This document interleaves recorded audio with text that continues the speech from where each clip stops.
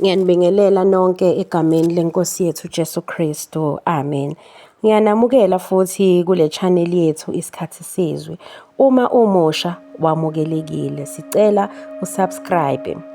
Lapha sifunda ngamaphupho, izincazelo zawo kanye nezifundo ezingasisiza kulolu hambo lwethu lwempilo. Namhlanje sizophendula umbuzo abaningi abazibuza wona. Kungani sivuka singasawakhumbuli amaphupho ethu?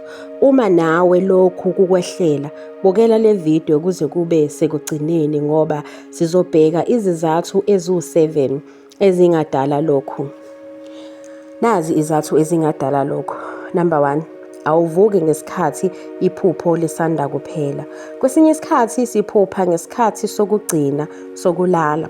Uma usuphazamisekile ngokushesha noma uphuthuma imisebenzi yakho, ingqondo ingalahlekelwa imininingwano yephupho. Number 2, ingqondo yakho igxile kakhulu kuncindezi yansuku zonke. Uma ucindezelekile noma imisebenzi eminingi emqondweni, kulula ukuthi izinto oziphuphile zinyamalale ngoba ingqondo isuke ixinekile ngezinto nemiyalo neminako yonke osuke uyicabanga yempilo. So nakho lokho kungaba isizathu sokwenza ukuthi uwakhohle amaphupho akho noma uvuke ekuseni ungasawakhumbuli amaphupho nokuthi uphuphile ngenxa yokuba busy kwengqondo. Number 3, awunawo umkhuba wokuwakhumbula. Abanye bavuka baqonde ku-cellphone noma emsebenzini.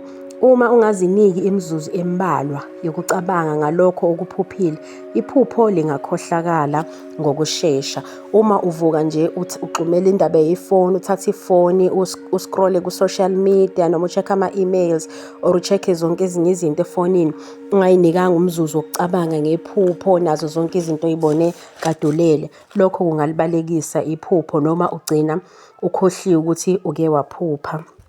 Number 4, indlela olala ngayo ingaba nomthelela. Ukungalali kahle noma ukuvuka kaningi ebusuku kungaphazamisa indlela okhumbula ngayo amaphupho. Amaphupho into evele ebucayi kakhulu na ukuthi yinto esisizayo mhlambe kwesinye isikhathi ukuthola imiyalezo uNkulunkulu asuke esivezela yona. So kubalekile ukuthi siwathathe serious noma siwanakekele amaphupho ethu.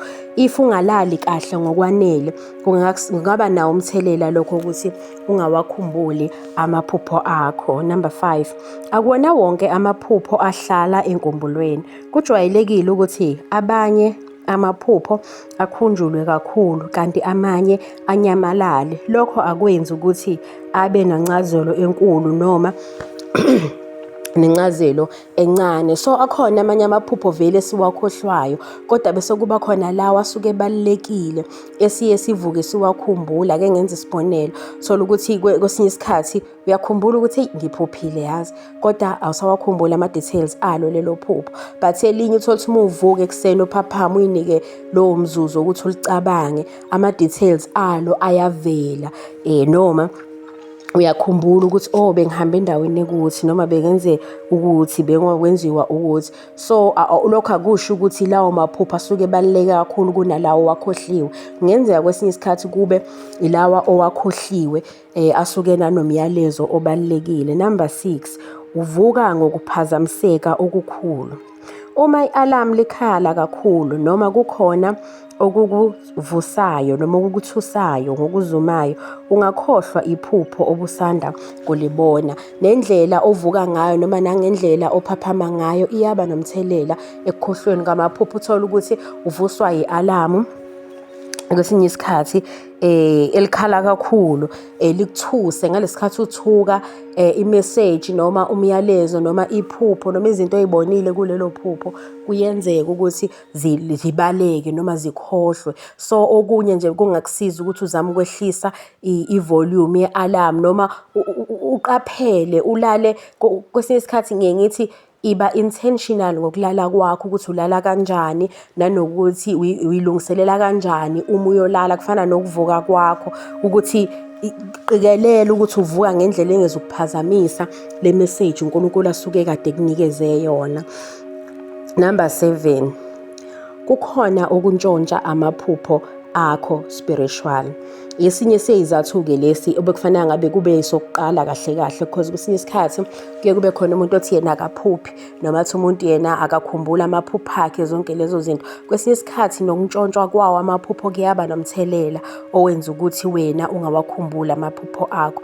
Isizathu sokuthi antshontshwe spiritual kuwukuthi ukuze ungeze ukuthola i-message nama-warnings noma nezinto uNkulunkulu asuke efuna ube aware ngazo, noma asuke afuna uthathe iy'nyathelo ngazo, noma asuke ekuxwayisa ngazo, noma asuke ekulungiselela ngazo ukuthi zilungiselele ngoba kusuke kukhona okuzokwenzeka. Futhi uma uqhela kuNkulunkulu noma emkhulekweni kuvuleka isikhala empilweni yakho, and isitha-ke esingena ngazo ukuze sizontshontsha lokhu uNkulunkulu asuke ekubonisa khona. Kwesinye isikhathi-ke kuyenzeka uthole ukuthi usuqhelile emkhulekweni, noma usakhuleki ngale ndlela obukade ukhuleka ngayo, noma usuthe ukuqhela kuNkulunkulu, ngoba kuyiqiniso ukuthi uNkulunkulu akaqheli kuthina kodwa ithina esiqhela kuNkulunkulu.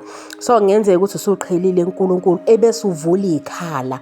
Lezo y'khala lezo izona ey'suke seziyingozi, isitha esisebenzisa leyo ntuba ukungena ukuzontshontsha lezo zinto uNkulunkulu asuke ekuxwayisa ngazo noma esuke ekubonisa zona. So kubalulekile ukuthi buyela kuNkulunkulu, ungazivuli isikhala noma ungavumeli ukuthi kube nesikhala esizosetshenziswa isitha. Amen. Ilezo-ke izinto eziwu-7 ebengifisa ukuyishera nani bantwana bakaNkulunkulu. So usungakhetha, ungaphikha okwakho ukuthi mhlampe lokhu kuyakuthinta, noma mhlampe lokhu ikhona osola ukuthi kungaba imbangela yokuthi ukhohlwe amaphupho akho. Akupheleli-ke ku-7, ngikhethe nje u-7 okwamanje. Mhlampe ngelinye ilanga ngophinde ngiqhubeke nezinye izathu. Ukukhohlwa amaphupho akho kuyinto ejwayelekile futhi kunezizathu eziningi ezingakuchaza lokho. Ingakho ngithe akupheleli kwey'zathini eziwu-7, but ziningi izathu ongayichaza ngokukhohlwa kwakho amaphupho. Kodwa kubalulekile futhi ukukhumbula ukuthi abantu banemibono nezinkolelo ezahlukene ngokuthi amaphupho asho ukuthini. Kodwa okubalulekile ukuthi sihloniphane kukho konke, noma kuzo zonke lezo inkolo, noma kuzo zonke lezo incazelo wena osuke ukholelwa kuzo. Kuyiqiniso-ke ukuthi nene amaphupho siwachaza ngey'ndlela, siwa-interpret-a ngey'ndlela ey'hlukene. Abanye bawa-interpret-a ngo-spiritual, abanye bawa-interpret-a ngokwe-culture, abanye futhi bawasho ngendlela yabo. But kubalulekile ukuthi sihloniphane kukho konke lokho. Okunye kwesibili, kubalulekile futhi ukuthi sibuze uNkulunkulu, ngoba amaphupho amaningi asuke evela kuNkulunkulu ezosiza wena muntu wakhe akudalileyo. So inhlonipho ibalulekile, nanokuthi ubuze futhi kuNkulunkulu. Ngiyabonga kakhulu ngokubukela kuze kube sekugcineni. Uma le video ikusizile, sicela u-like, ushare nabanye ukuze nabo bezosizakala. And ngiyacela usubscribe if ungasubscribile usasemusha. Ngiyacela nje upresse leyo subscription button bese uthinta naleyo bell ukuze izokwazisa ngaso sonke isikhathi mangabe ngi-upload ivideo. Uma ufisa ngenze ivideo ngezinto eziwu-7 ongazenza ukukhumbula amaphupho akho, ngicela ucommente la ngezansi ubhale ukuthi ngiyacela. Ngizobe sengiyaqhubeka-ke ngenza ivideo ngezinto eziwu-7 ongazenza ezingakulekelela ukuthi ukhumbule amaphupho akho. So hlangana futhi kuvideo elandelayo ube nosuku noma nobusuku obuhle. Ngiyabonga kakhulu.